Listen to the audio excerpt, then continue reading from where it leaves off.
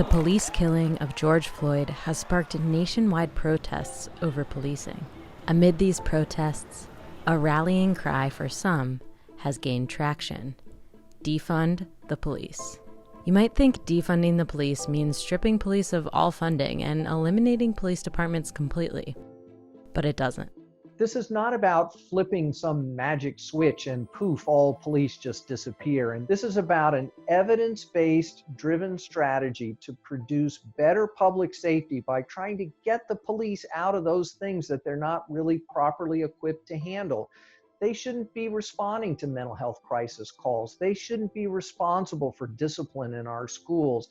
They shouldn't be harassing the homeless. Activists argue that if the movement is adopted, it will lead to safer communities because the millions of dollars spent on police departments will be directed to community programs. And the millions and billions and trillions that we waste on the military and the police need to go to our communities. We need housing, we need education, we need health care. So there's an assumption that the only possible tool we can use to keep people safe is armed police patrolling our neighborhoods. When we look at wealthy communities, though, we don't see a lot of armed police because those communities have access to high quality health care to deal with problems of mental health crises and substance abuse. But we've turned all those problems over to police in poor and non-white communities. Those communities don't want more police. They want high quality, medically based drug treatment programs. They want high quality mental health services for their family members. Critics of defund the police aren't so sure that reallocating funds is a good idea.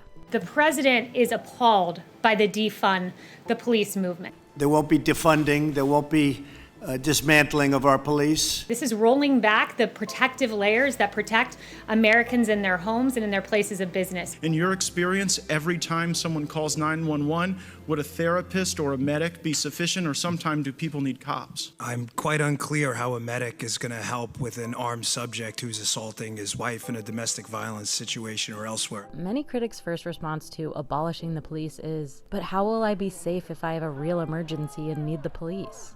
There's a lot of misconception about what we're talking about here. Police exist. We're talking about pulling as many things away from them as we can show could be handled in a better way. And the goal of this movement is to prevent harms from happening in the first place.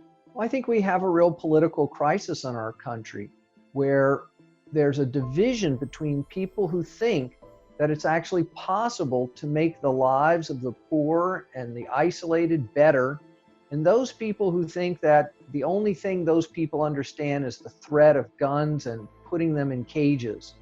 And at root, I think that latter philosophy about life is tinged with a certain kind of racism that says that certain people just aren't capable of managing their own affairs. Well, I think that one of the things that's really being asked for is not for policing to go away or for police to disappear, but for policing to be equitable.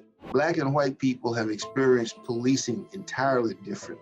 As politicians have come to rely on police to address more and more problems in our society, they've given those police more military-grade hardware and told them they're waging a war on drugs and a war on gangs and a war on immigrants and a war on terror and really a war on the poor. And this military-grade equipment is not helping. It signals that the police are ever more distant from the public. It's being misused on things like no-knock drug raids in the middle of the night and the suppression of lawful First Amendment protest activity.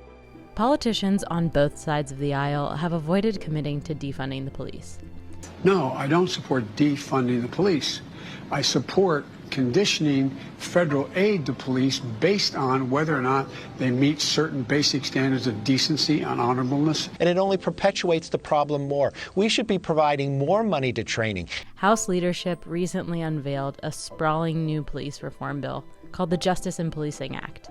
And while it does a lot to financially motivate police departments, it stops short of answering calls to defund the police.